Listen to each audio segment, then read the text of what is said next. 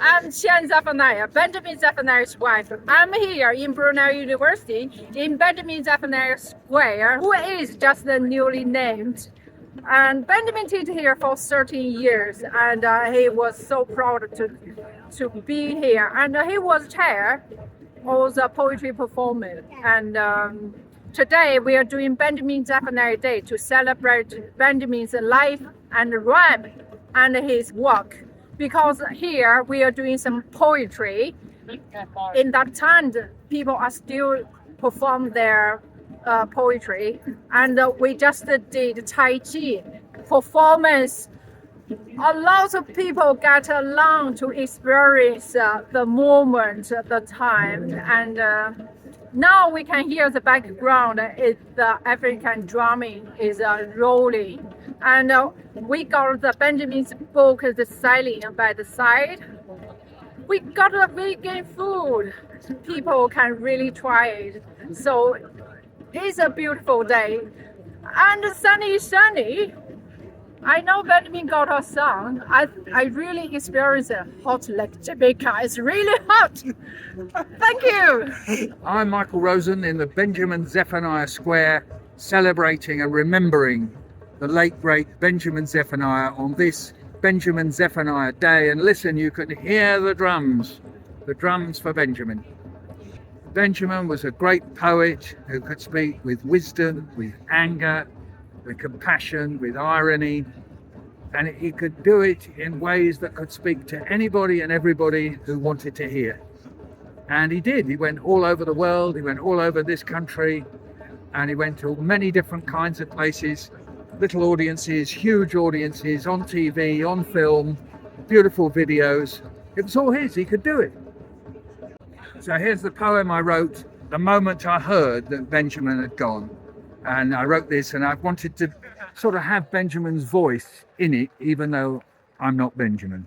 Benjamin Zephaniah, he was a giant of fire, 1,000 rhymes on his tongue, dazzling us all, old or young, cutting through the politicians, word conjurer and magician. It was his profession to fight oppression, Rastafarian, egalitarian, invincible, man of principle. Benjamin Zephaniah, he was a giant of fire. Benjamin Zephaniah, he was a giant of fire. Hi, well, I'm a sculptor. My name is George Triggs. I've done this small sculpture of Benjamin because I want to share who the man was and what he meant to me. He inspired me in so many aspects. His thoughts on life, his thoughts on creativity, on poetry and on words. And I think before him, I'd studied English literature and didn't like poetry as far as I was concerned. And seeing what it could be, what it could do, and how it could essentially change the world, change people's attitudes, change people's minds. And that's what I was trying to do and still trying to do with my art. And I really felt like I didn't want to do a sort of a very traditional sculpture. It sort of seemed perfect that he was a man of his words and the words flowed from him. And so I wanted to sort of express that within the sculpture and make it something modern, make it something that was more interesting and sort of led into his work and his words, that it wasn't just, oh, who's this sculpture, but it's like, oh, this sculpture and these words and this integration of arts. And I think very much like he was an integration of art. So I chose the poem that meant the most to me, which was People Need People. I'm gonna lift my sibling up. They are not there. Hi everyone, my name is Sienna Bengur and I am a writer, a producer, a poet, an author, and I have just finished facilitating a session at the inaugural Benjamin Zephaniah Day. It was really wonderful, really powerful, really heartfelt conversation with my friends and comrades, Sharifa Energy and Busayo Twins. And right now we're here, I'm at the Team Book Love table. And we're here celebrating the life, the work, the legacy of the late, great Benjamin Zephaniah, someone who I absolutely saw as an icon, a mentor, someone I looked up to. We miss him dearly, but we're so thankful that we can keep his memory alive, and his spirit of revolution and joy and playfulness is right here. So we're all here just to celebrate, and we are currently in Benjamin Zephaniah Square at Brunel University. Hello everyone. My name is James Joyce and I'm 6 years old and I'm the author of 3 books and a diverse educational gift box which promotes reading and writing in children. They're still 0 to 8 years old. The thing that inspired me to become a writer was that when I was little, when I was just 15 months, I started to scribble.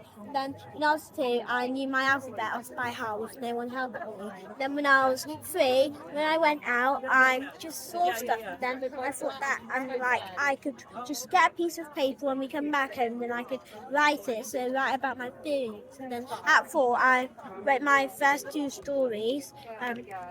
Jason's Sweet Tooth and a Big Tooth No Sea. Then when I was 5, I wrote Jason's Alphabet Rules, and then now I'm 6, and I want to make a collection book of all of my poems. And now we've got Alphabet Activity Book 2 and 1, and we've got a creative writing booklet, which gives children 10 creative writing ideas.